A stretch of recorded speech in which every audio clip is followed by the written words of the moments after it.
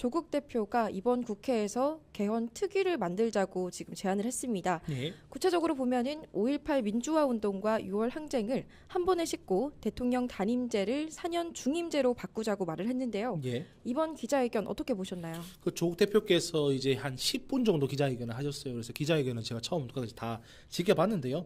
뭐 일단은 기자회견 내용을 전반적으로 좀 살펴볼 필요는 있을 것 같아요. 왜냐하면 이번에는 어쨌든 이 4년 중임제가 지금 윤석열 대통령을 겨냥한 것처럼 이렇게 지금 묘사가 되고 있기 때문에 네. 4년 중임제가 사실 굉장히 많은 주목을 받을 수밖에 없는데요.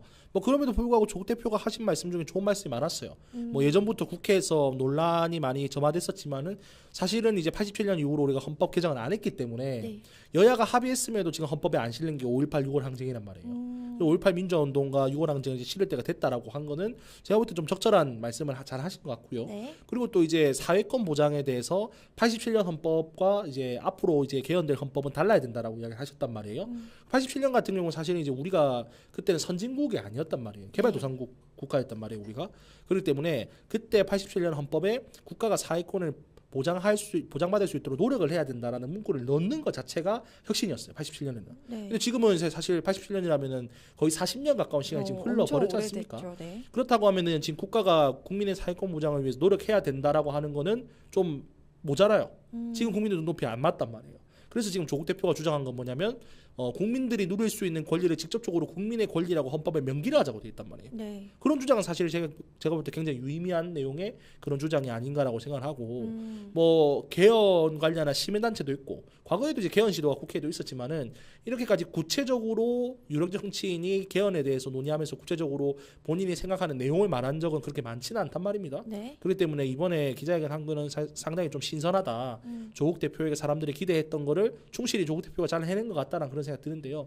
4년 중임제에 대해서 좀 말씀드려보자면 원래 헌법이라고 하는 거는 국민투표 이후에 공포가 된 이후의 시점부터 헌법이 적용됩니다. 네. 그렇기 때문에 원래 원칙적으로는 현재 개헌에 만약에 이번 국회 때 개헌을 한다고 하면은 그때 임기를 하고 있는 윤석열 대통령은 원래는 개헌의 그 4년 중임제 저촉 대상이 아니에요. 근데 부칙이나 여러 명령을 통해서 그게 가능하다는 게 조국 대표의 설명이고 네네. 부칙을 만들어서 윤석열 대통령부터 소급 적용하겠다라는 게 지금 조국 대표의 입장이란 말입니다.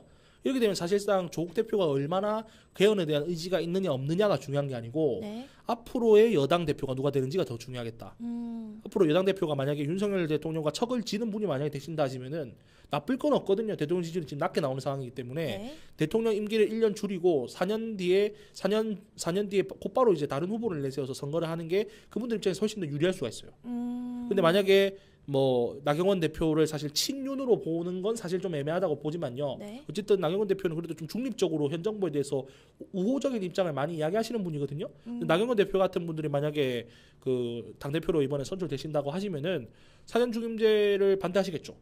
반대하시는 근거는 그런 걸 들 수 있겠죠. 지금 조국 대표가 검찰청을 기소청으로 격하하자. 네. 기소만 할 수 있게끔 하고 검찰이 실질적으로 체포영장을 발부하고 이런 것들은 전부 거의 권한을 없애자라고 지금 이야기를 하셨단 말이에요. 그러면은 뭐 만약에 나경원 당대표가 돼서 4년 중임제를 반대한다고 하면 이렇게 이야기할 수는 있을 것 같아요. 이거 사심 개헌이다. 네. 조국 대표가 어쨌든 검찰로부터 고초를 많이 겪었기 때문에 검찰의 권력을 약화하고 그리고 윤석열 대통령이 임기를 빨리 종식할 수 있는 사심 개헌을 하려고 한다라고 네. 비판할 수 있겠죠. 근데 만약에 앞서 말씀드렸지만은 윤석열 대통령 척을 지는 분이 된다. 그러면 반대할 이유가 없습니다. 그래서 아이러니하지만은 조국 대표의 제안은 조국 대표의 스타일을 생각하면 당연한 주장인 것 같고요. 네. 근데 그럼에도 불구하고 앞으로 여당 대표가 누가 되는지에 따라서 조국 대표의 개헌이 성공할 수 있을지 실패할지 그게 좀 결정되는 상황이다. 이렇게 좀 보여집니다.